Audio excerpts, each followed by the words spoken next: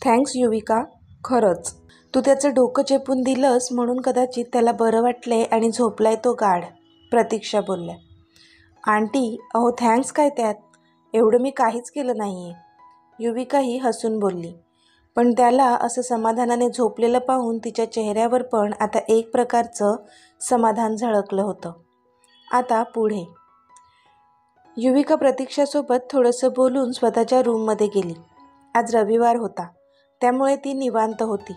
तिच्या घरी असती तर कदाचित ती सुट्टीच्या दिवशी तिच्या मैत्रिणींना भेटली असती. पण ती आता मुंबईत होती आणि घरात पण इतके सारे नोकर असल्यामुळे काही काम पण नसायचं तिला. तरी ती सुट्टीच्या दिवशी घरातल्या बायकांना थोडीफार किचनमध्ये काही बाई मदत करायची. तेवढाच तिचा वेळ निघून जायचा.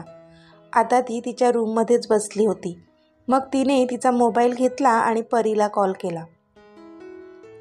हे हाय युवी, कशी आहेस? आज सकाळी सकाळीच कॉल केलास? परी बोलली.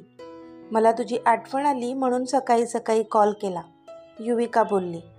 चल झुटी, आज संडे आहे ना, मग तुझा टाईमपास कसा होईल म्हणून तू मला कॉल केलास, राईट? परी तिथून हसत बोलली. तशी युविका पण इथे हसायला लागली. सगळं तर कळतं तुला माझ्या मनातलं, मग का उगीच विचारतेस, युविका बोलली. कारण तू माझी बेस्टी आहेस म्हणून कळतं तुझ्या मनातलं.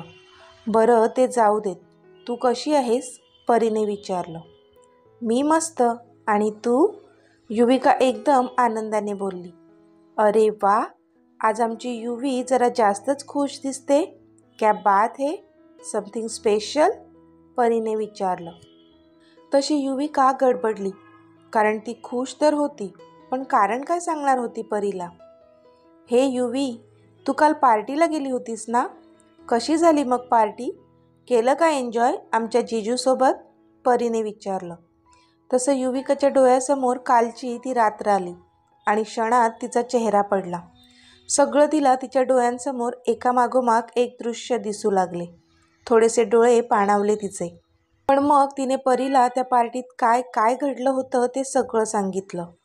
कसं त्या राकेशने तिला पाण्यात ढकललं, कसा अक्षयने तिच्यावर अविश्वास दाखवला, कसा आदित्य तिच्या बाजूने बोलला, कसं तिने राकेशचा अक्षयविरुद्धचा प्लॅन उधळून लावला. सगळं सगळं सांगितलं तिने. परी तिची बेस्ट फ्रेंड होती, त्यामुळे तिला ती सगळंच सांगायची आणि आत्ताही तिने काहीच लपवलं नव्हतं तिच्यापासून. परी तिचं सगळं ऐकत होती. परीला वाईट वाटलं तिच्यासाठी.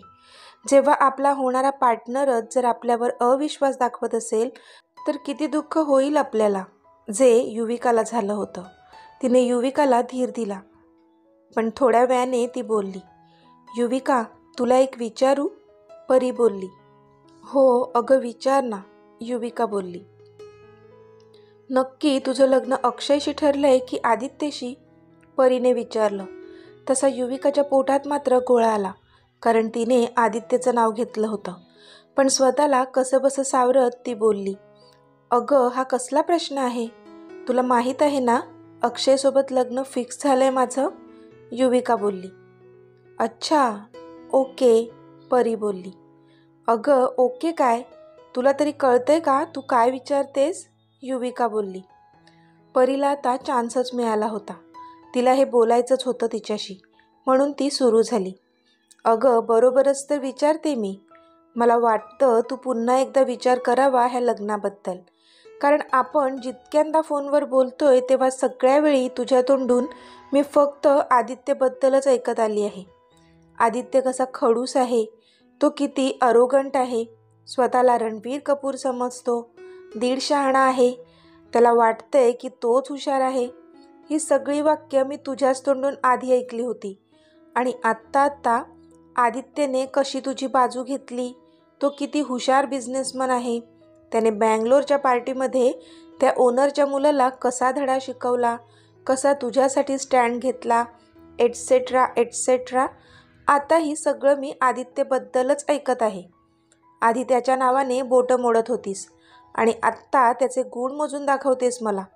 म्हणजे असं आणि तसं तू फक्त त्याच्याबद्दलच बोलतेस अगं. इथे कुठेच अक्षय आसपास पण नाही आहे. परी बोलत होती, पण इथे युविका मात्र आता शांत झाली होती. कारण ती काहीच खोटं बोलत नव्हती. मग नंतर पुन्हा परीच बोलली, युवी मला सांग, तू प्रेमात बिमात तर नाही पडली ना त्या आदित्यच्या?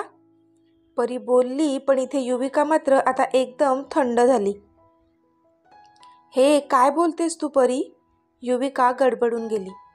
अगं खरंच मला असं वाटतंय की तू त्या आदित्यच्या प्रेमात पडली आहेस, परी बोलली.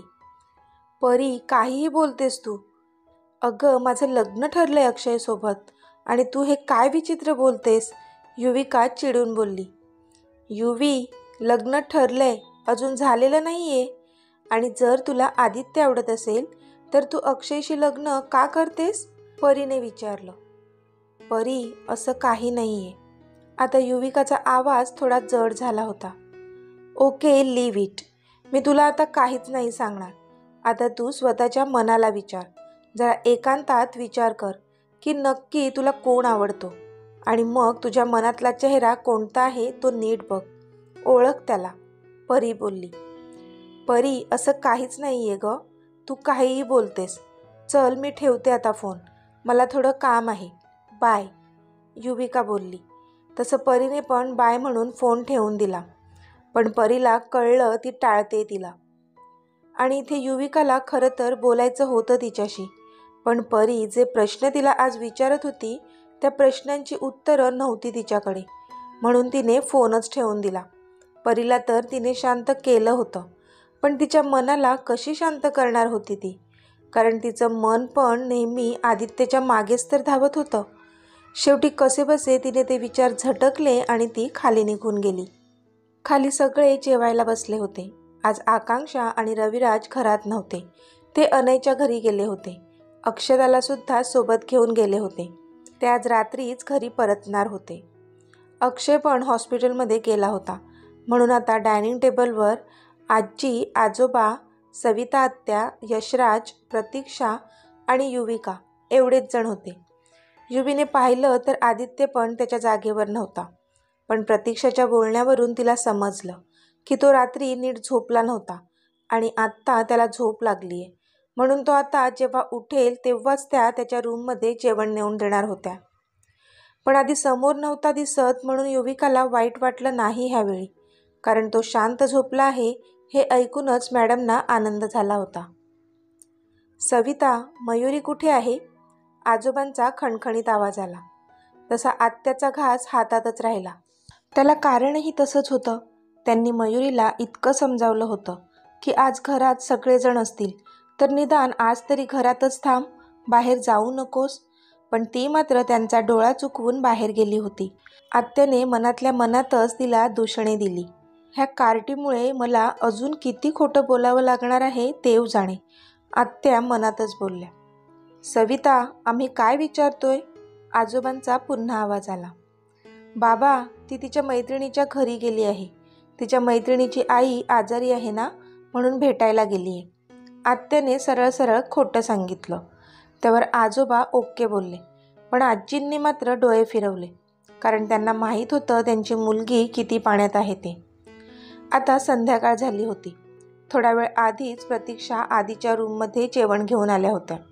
सकाळी युविकाने मसाज करून दिल्यानंतर जी त्याला गाढ झोप लागली होती ती आत्ता संध्याकाळी 5 वाजता जाग आली होती. डोकं पण दुखायचं थांबलं होतं त्याचं. रिलॅक्स वाटत होतं त्याला. त्याने व्यवस्थित जेवून घेतल्यानंतर प्रतीक्षा ते ताट घेऊन बाहेर आल्या आणि आधी आता लॅपटॉप घेऊन त्याचं ऑफिसचं काम करू लागला होता. तोच दरवाजावर टकटक झाली आणि आजी आत आले. हे आज्जू, ये ना, तो बोलला तशा आजी त्याच्या जवळ जाऊन बसल्या. हे माझा पनीर टिक्का, कशी आहे आता तब्येत तुझी? आजींनी विचारलं. हो, तू आत्ता विचारतेस हा? सकाळपासून माझं किती डोकं दुखत होतं, तेव्हा कुठे होतीस तू? तो आजीला रागवत बोलला, कारण तो आजींचा लाडका होता आणि तिच्याकडून लाड करून घेणं म्हणजे त्याचा हक्क होता. त्यांचं बॉन्डिंगच तसं खास होतं. अरे सॉरी ना सोन्या, सकाळी मी मंदिरात गेले होते आणि त्यानंतर तुझ्याजवळ येत होते तर त्या पाटील काकू येऊन बसल्या गप्पा मारायला. मग मी तिथेच अडकले आणि त्यानंतर कळलं की तू झोपलाय, म्हणून नाही आले मी तुला डिस्टर्ब करायला, आजी बोलल्या. इट्स ओके आज्जू, आता मला बरं वाटतंय. मिस सबनीसने मसाज करून दिला, त्यामुळे बराच फरक पडलाय. See, I am okay now, तो हसत बोलला. मिस सबनीस? आजी प्रश्नार्थक त्याच्याकडे पाहून बोलले. अगं युविका, आदी बोलला. अरे मग असं बोल ना, एकतर तिला युविका म्हण, नाहीतर वहिनी म्हण. हे मिस सबनीस काय आहे? आता ती मिसेस इनामदार होणार आहे, तुझ्या भावाची बायको. मग वहिनी म्हण तिला, आजी बोलल्या. पण आजीचं ऐकून इथे आधीच्या तोंडावर मात्र 12 वाजले. आता तो काय सांगणार होता आजीला, की ह्या सगळ्या नावाने हाक मारून झालंय त्याचं तिला. पण मॅडमच्या नाकावर राग इतका असतो ना, म्हणून तर तो तिला मिस सबनीस म्हणूनच हाक मारतो. तसं तर तिला मिस सबनीस नाही, मिस चष्मीसच हाक मारायला हवी. शेवटचं वाक्य तो तोंडातल्या तोंडात पुटपुटला. तसं आजी त्याच्याकडे बघून बोलल्या. काय? काही बोललास का? नाही आज्जू, मी कुठे काय बोललो. मी युविका म्हणून हाक मारेन तिला. वहिनी कसं ना ऑड वाटते, लहान आहे ना ती माझ्याहून, म्हणून. तो हसत बोलला. अशी लहान आहे, पण मानाने मोठी असणार आहे ती. बरं जाऊ दे, तुला जे वाटतंय ते कर, आजी बोलल्या तशी आधीने हो मध्ये मान डोलावली. आणि हे काय पुन्हा लॅपटॉप घेऊन बसलास? अरे डोकं दुखत होतं ना तुझं, आजी बोलल्या. आता बरं वाटतंय आजी, I am perfectly all right, तो बोलला. बरं ठीक आहे आधी, मला ना तुझ्याशी थोडं महत्त्वाचं बोलायचं होतं, आजी बोलल्या. महत्त्वाचं? बोल ना मग, आदित्य बोलला. म्हणजे बघ, आता अक्षयचं पण लग्न फिक्स झालंय, अक्षताचं पण होणार आहे. मग मला वाटतंय की तू पण आता तुझ्या लग्नाचं बघावं. असंही लग्नाचं वय झालंय आता तुझं, आजी बोलल्या. त्या मुद्दाम घुमून फिरून त्याला विचारत होत्या, जेणेकरून त्याच्या मनात काय आहे हे तोच त्याच्या तोंडाने कबूल करेल. हे आज्जू, नाही हा, मला नाही करायचंय लग्न इतक्यात, आदी बोलला. अरे इतक्यात कोण तुला लग्न करायला सांगते?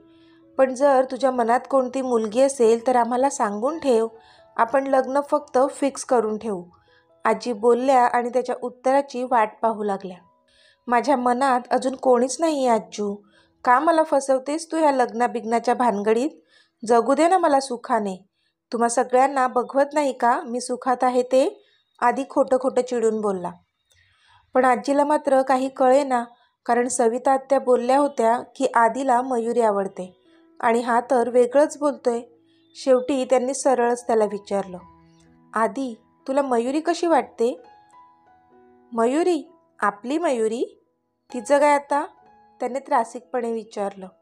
अरे म्हणजे लग्नासाठी ती कशी वाटते तुला, आजीने मुद्दाम विचारलं. काय? आज्जू काहीही काय बोलतेस? मयुरी आणि मी? Like seriously? आदी आता खूप चिडला होता. अगं मी कधी तिला त्या नजरेने पाहिलं देखील नाही, आणि तू हे काय लग्नाचं धरून बसलीये? अजून तरी अशी कोणतीच मुलगी माझ्या आयुष्यात नाही आली आहे जिच्यासोबत मला लग्न करावंसं वाटेल. आणि आता हा विषय प्लीज बंद कर हा, आदी चिडूनच बोलला. तशी आजी खुदकन हसली. हो रे माझ्या सोन्या, नाही हा काढणार विषय, कर तू तुझं काम कर हा, आजीने त्याचा गालगुच्चा घेतला आणि हसत हसत त्या रूममधून बाहेर पडल्या. खरं तर आधीच्या मनात मयुरीबद्दल काही नाही आहे हे ऐकूनच आजीला खूप आनंद झाला होता, कारण त्यांना आधीचं लग्न मयुरीसोबत करायचंच नव्हतं. पण इथे आधी मात्र त्यांना असं खुश बघून गोंधळून गेला. हिला काय झालं आत्ता? आत्ताच तर माझ्या लग्नाचं खूळ डोक्यात घेतलं होतं आणि मी नाही म्हणालो तरी इतकी खुश होते. ओ गॉड, त्याने नकारार्थी मान हलवली आणि मग त्याचं काम करू लागला. आता रात्रीचे 8 वाजले होते. युविका बाहेर लॉनमध्ये झोपाळ्यावर बसली होती. आज परी जे काही बोलली होती त्याचा विचार करत होती ती. डोळे मिटून अगदी शांत बसली होती. पण परी जे जे बोलली होती ते विचार काही केल्या तिच्या मनातून जात नव्हते. सतत आदित्यचा चेहरा डोळ्यांसमोर येत होता. खरंच परीला असं वाटते की मी आदित्यच्या प्रेमात आहे, लाईक सिरियसली. पण हे कसं शक्य आहे? मला तर अक्षय आवडतो. पण खरंच मला अक्षय आवडतो का? की लहानपणीचा अक्षय आवडायचा? अरे देवा, काय होतंय मला? ती मनातच सगळे विचार मांडत होती. तोच तिच्या कानावर आवाज पडला. युविका, तिने समोर पाहिलं तर आदित्य तिच्या जवळ उभा होता. त्याला बघून ती नीट स्वतःला सावरून बसली. "हां सर," ती बोलली. पण तिला लगेचच आज सकाळी ती त्याला डोक्याला मसाज करत असतानाचे क्षण आठवले आणि क्षणात शरीरात एक वेगळीच फिलिंग जाणवली तिच्या.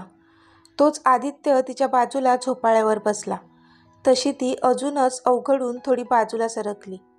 तो मात्र गालात हसला.